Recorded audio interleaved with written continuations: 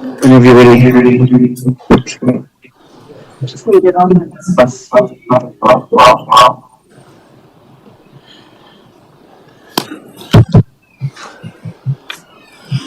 Okay, good afternoon everyone. We've got apologies from Rogan and apology from Nina, she's right. Ross is joining us online because he's not well either, and I assume Mike's on his way shortly, so let's kick into it, eh? Thanks, Jacinda. Thanks, Brittany. Kia ora koutou, everyone. So the purpose of today is to give you all an outline of the DIA Council profiles, and it's really just in terms of the intention of today, the purpose is to give you a sense of what's coming out in advance of when it's due to be released. On Thursday is the update at this stage in terms of when it's meant to come out. It has been delayed a little bit, but the expectation at this stage is that it will come out on Thursday. So it relates to the Local Government Systems Improvements Amendment Bill, which was introduced on the 14th of April, and submissions are out at the moment, and they're meant to close on the 27th of August. And just to highlight, in relation to that, I know there's been a lot of information sent to you in relation to the changing legislation, but the aim of that bill, and I'll speak to it a little bit in terms of the bullet points, is to reduce pressure on council rates by refocusing the purpose of local government, better measuring and publicising council performance, prioritising core services and council spending, strengthening council transparency and accountability, and providing regulatory relief to councils. So in terms of what we're going to talk about today is the benchmarking side of things, so that this is intended to provide the public with a view of how councils are tracking in relation to a number of measures. We'll talk what the intention of today will be, and I know you have the slides in front of you, is to talk through each of the benchmarks, give you a sense of where we sit relative to others that are in our category, and then we can talk through them in a bit more detail. So at this stage, or in terms of the intention of the DIA, we're grouped with 25 other small metro and large provincial councils, and I'll give you a view of who they are in a minute. And in terms of what the measures are, we're measured in terms of our demographic, what our rates increases look like, where our debt's tracking, our balanced budget, personnel in terms of numbers and costs, operating capital expenditure, and our capital expenditure by activity. So there are intended to be other measures that will come out, but this is the first stage that they're planning to release. So feel free at any point just to jump in if you've got questions. This gives you the view of the group that we're in with in terms of a measurement.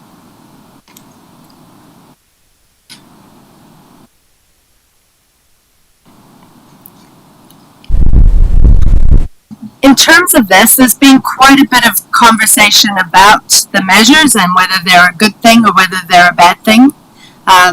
Some of the concerns from an LG&Z perspective that have been raised are that they potentially don't give enough context on some of the pressures that individual councils face, some of those around growth, and making comparisons that some may see as potentially unfair.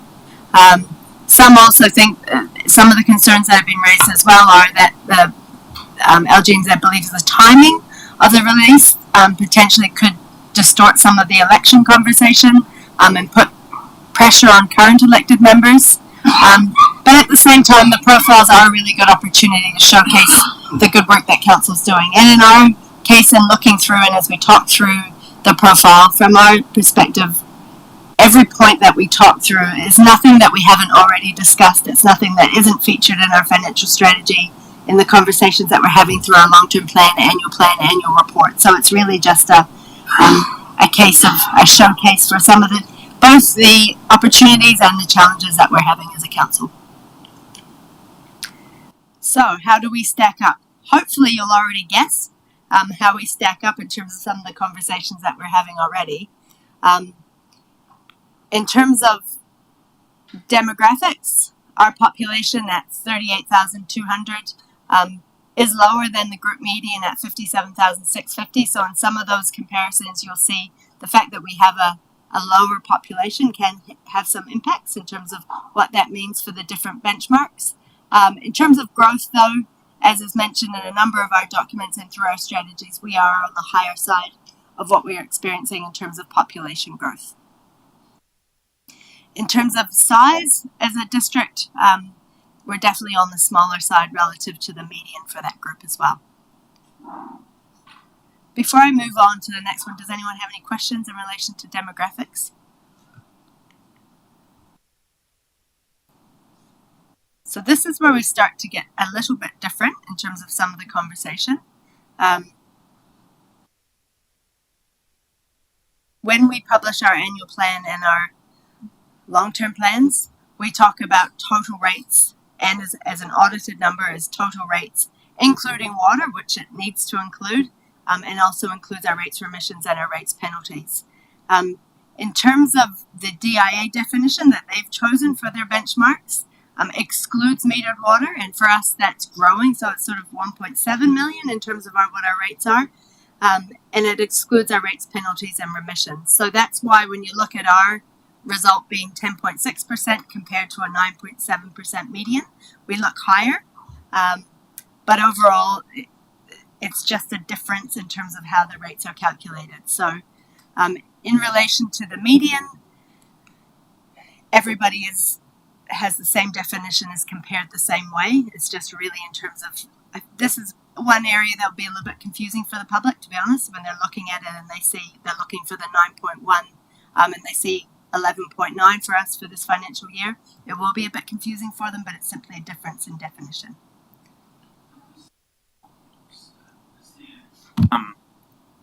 Is there any data that overlays that with percentage of rates income in terms of to revenue? So because obviously other councils also have revenue generating assets that bring down the requirement for revenue. Is there there's no data yet on kind of proportion of your total income and what rates makes up?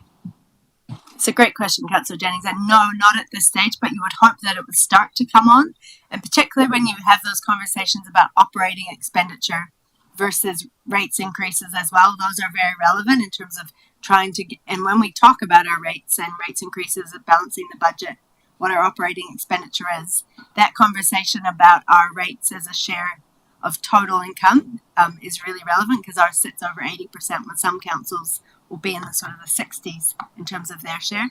Yeah, but it's a very good question, and it's something that we will include in our conversation with the community as part of some of the both press releases and some of the community connection and Facebook Live and other conversations that we'll have to bring the public up to speed with some of those comparisons. But it is really important that we put it out there as much as possible, because it's a critical factor for us in terms of some of the challenges we have. Yeah.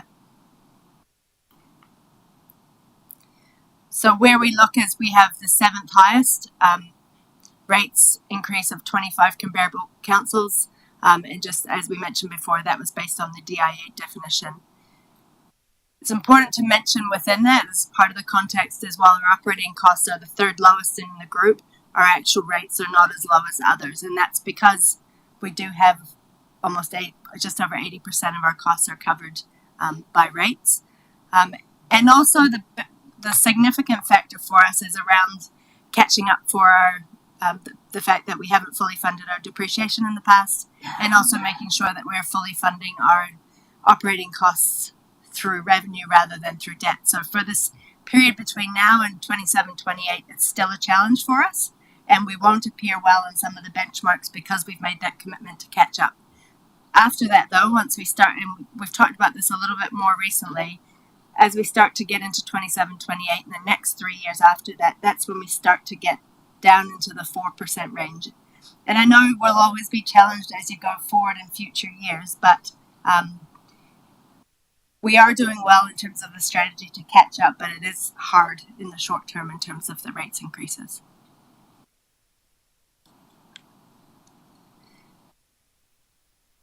Any other questions from anyone on this?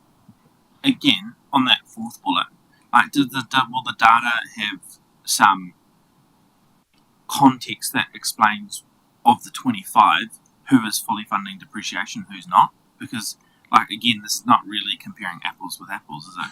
because you need to understand the full context, not just the one number. Absolutely right, and not at this stage.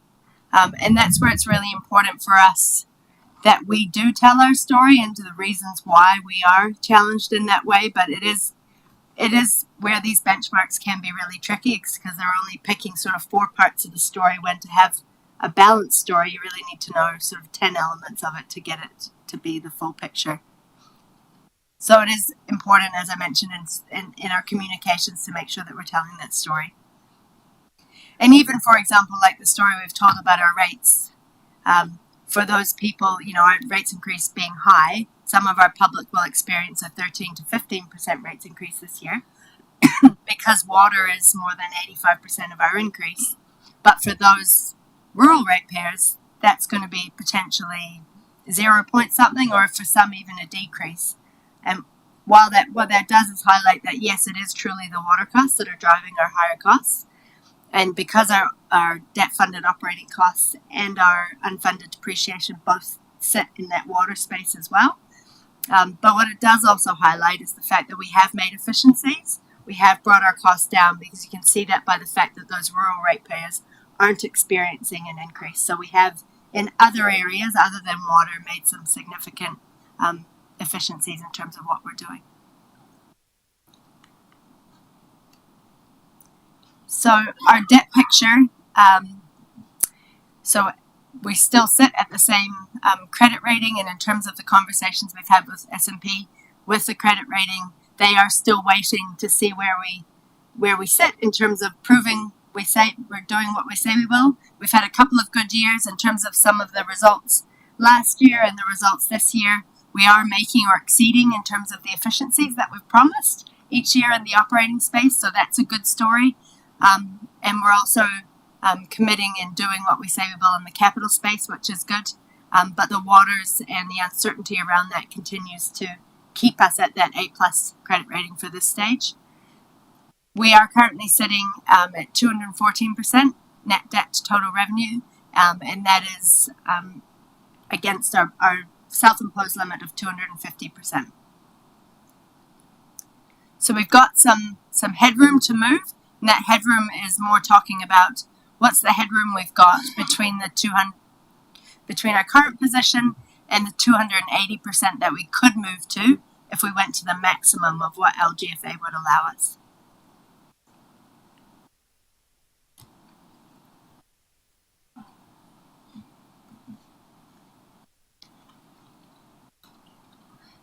And this is another part that's part of the really important conversation, is that we do have higher debt relative to others, because we have borrowed in the past to keep rates down by using debt-funded operating costs and not fully funding depreciation. We also have a larger value of assets per head of population that we need to maintain and replace as part of being a responsible asset owner. And that, as well, because we've invested for growth, we have a temporary higher debt while we invest, and then we wait for development contributions and the development to occur, which will allow us to repay that growth debt. So it is there in the short term, but will be repaid by those developments as they occur in the future. Any questions on debt before I move on?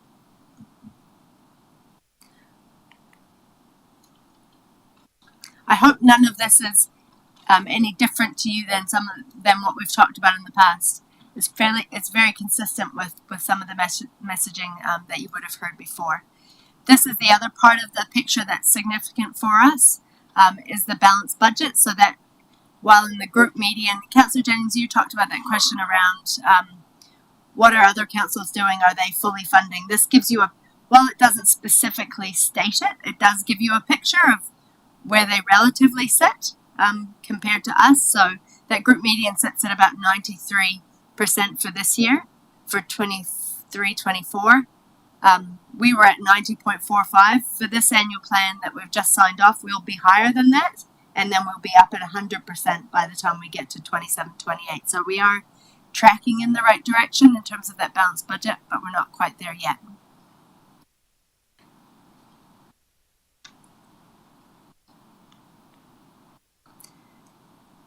Personnel costs. Now this is one, personnel numbers and personnel costs is one, this is one of the ones that can be particularly difficult to give a truly good comparison on. Some of the reasons for that are, for example, some councils, like we've just bought our waters in-house. And while this won't be necessary, some of our year will be shown there. As well, sometimes, like we did in the past with aquatics and with libraries, we used to have them when they were outsourced. And I had a question from a CRM just the other day with somebody asking, well, your staff numbers have increased from 50 or 60 and however many years ago up to the 200 level they're at now. Why has that happened? Some of the reasons are that explanation around we used to have aquatics outsourced, we used to have libraries outsourced in a trust, we used to have 3 waters outsourced into a contract, but now they've been brought in-house. So it's not necessarily a bad thing if you've got a relatively higher or lower personnel cost, but it does depend on what you're delivering relative to what's contracted out, really, in terms of that conversation. And as well, for example, parks through Green by Nature, a lot of that work happens through that contract rather than having necessarily all the stuff on the council books. I'll jump in quick. I guess with all of these findings or results, it's all going to be about how we have that conversation and talk to the assumptions, because like even just that about the waters, obviously the local waters team and stuff. You need to be able to explain the results as a consequence of what's happening for us. But I guess it's not necessarily going to be the case, because you're not really comparing apples with apples if someone's got it in-house. This is just an example versus outsource. But I guess we can't really police that, can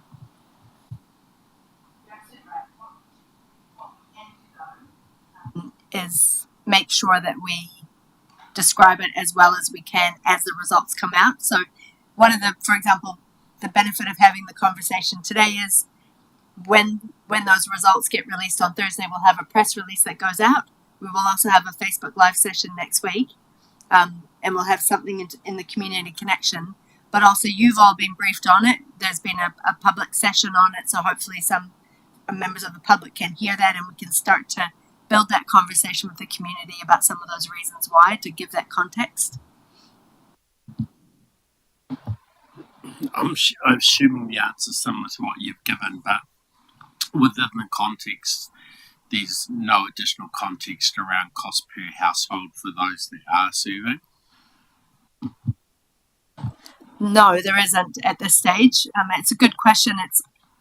It's interesting that they didn't have that, because one of the things that they did used to have in the ratepayers report from the taxpayers union that comes out is they do a cost per resident or cost per ratepayer, and to give that relativity in terms of delivery cost per head. And in those ones in the past, we have scored sort of third or fourth lowest in terms of operating costs per resident for our measure, but no, not in terms of these benchmarks. They don't do it at a resident level. It's more at a grouping of councils. Have we done any analysis over the more like-sized councils within this group we've been directly compared to? Because it kind of, arguably you could argue that 207 actually looks pretty good against 367, because if we had 300 staff members, then we'd hear from the community. But in terms of our own analysis about picking up our like size, so we've got some examples to say, well, actually it's 207, and if you think that's a lot, go to Palmerston North City Council at 367 or whoever it happens to be, or a like size council of X has a similar number of FTE to actually drive the business and deliver the services that you expect. We haven't specifically. That would require us as well to do a full analysis of all the individual contracts for services that we've got as well in terms of professional services versus staff. So we haven't chosen to go and do that work at this stage. Monique, did you want to make any comments in relation to that? I was just I think if you're looking for a good yardstick, we're often, so Ashburton is probably a similar like it's similar sized. It's probably, but it's also quite similar in terms of the way in which they contract things in and out. The difference, though, is that they still own their lines company. So to Jacinta's point, to dissect us and compare us to a council requires us to actually dissect what's happening in that council, what's happening in that community. So, for example, we've had Te Takiritanga o Kurahopo for over 10 years, Te Horowhenua District for 5-6 years.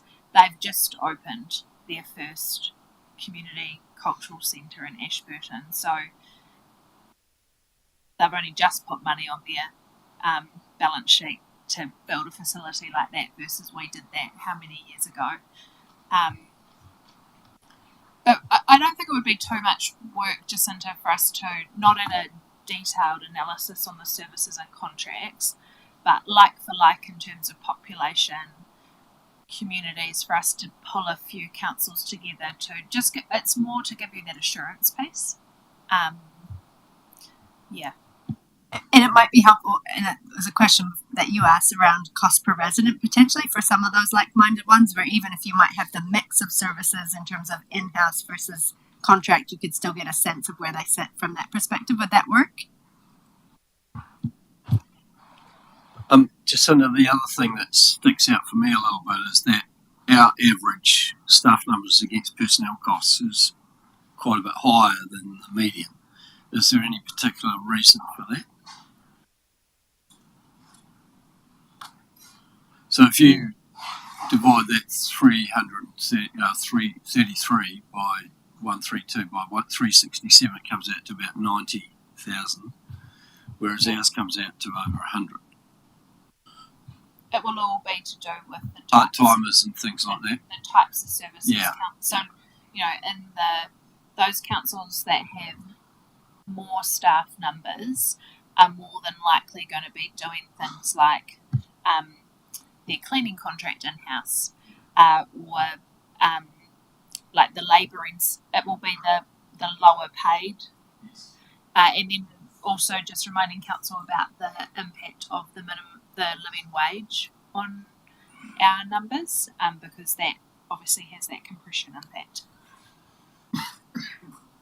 But all good questions. Okay, moving on to operating expenditure. So this gives you a sense of where we sit in that in terms of operating costs being the third lowest in the group. We have focused hard on the efficiency side of things, and why it hasn't translated into lower rates for us yet is because of that catch up, and this is consistent as well with that view of how we track on an operating cost per resident in terms of the Taxpayers Union report as well.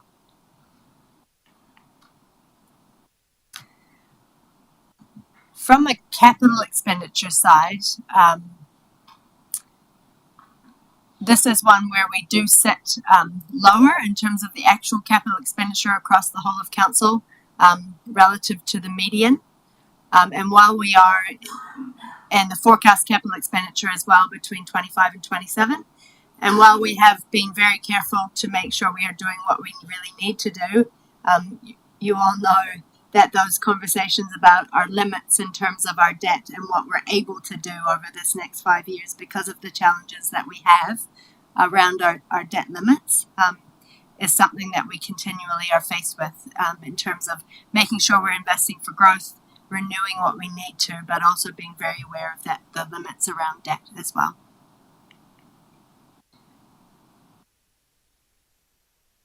This pie chart here just gives you a bit of a sense of for 2024 of where our major investments were in terms of capital expenditure, water being sort of the two waters, so water, wastewater being 24%, and stormwater 7%, and then roading quite significant in there as well at 29%. Mm-hmm. A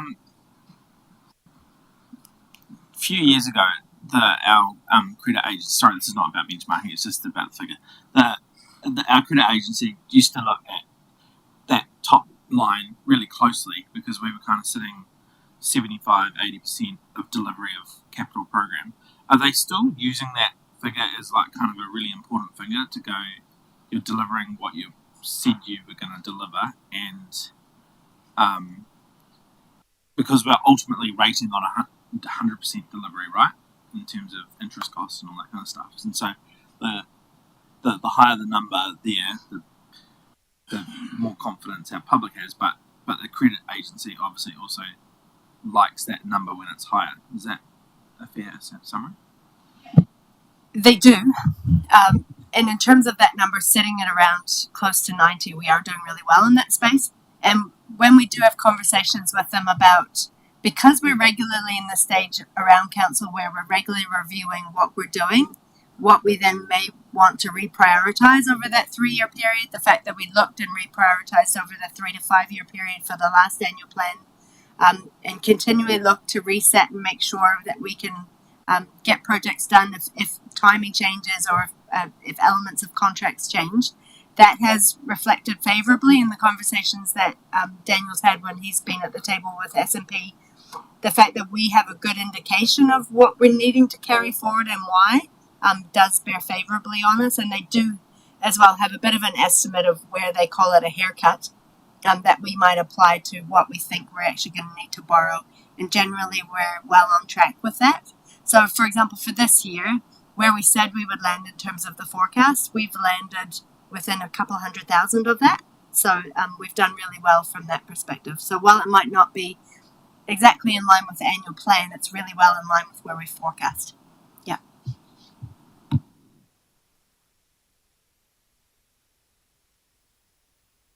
And this is just highlighting some of the conversation I just had before. So we are low, but it includes the budgeting for significant capital works, including the Vin wastewater treatment plant, the upgrading of the water treatment plants around the district, and some significant work around growth and in our water space.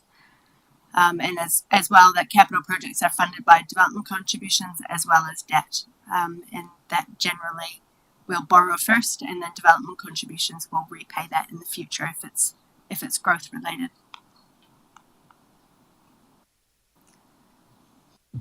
And that's us really in terms of the conversation. So this is the start of it. We'll continue to have the conversations through a number of means, through the Facebook Live, the community connection, the press releases as well. Daniel and I will be having fun next week, having the Facebook Live session. But equally, if any of you are if there are questions that come up in the community or there's things that would be helpful for us to support you through that process, then please let us know and be happy to provide anything extra that might be useful. So I've heard one thing in terms of doing some comparisons with some like-minded councils, which we can do and send it out to you all in relation to Councillor Grimstone's question.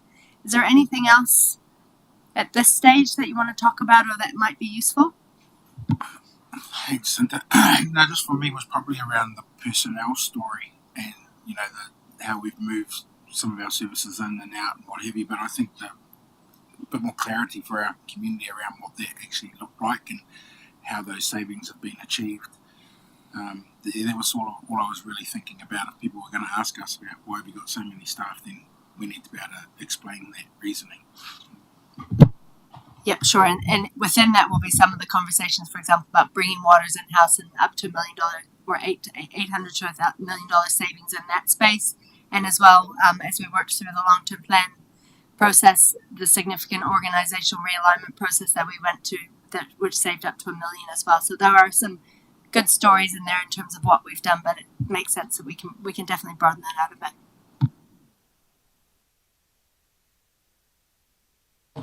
Okay, thanks everyone.